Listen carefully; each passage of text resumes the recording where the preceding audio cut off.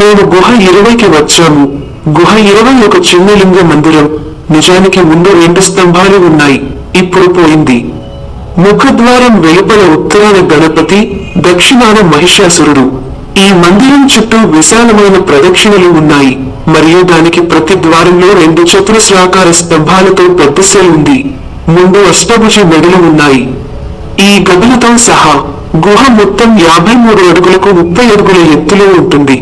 గుడి తలుపు లత మరియు రోమ్ నమూనాలతో గుండ్రంగా చెక్కబడింది. ప్రతివైపు ఒక పొడవాటి ద్వారపాలుడు, అతనికి మరియు ప్రవేశ ద్వారం మధ్య ఒక చిన్న స్త్రీ బొమ్మ ఉంది. బయట వేదికపై ఒక చతురస్రాకారపు ఆధారం, విజయ స్తంభం లేదా నందిపీఠం యొక్క అవశేషాలు ఉన్నాయి.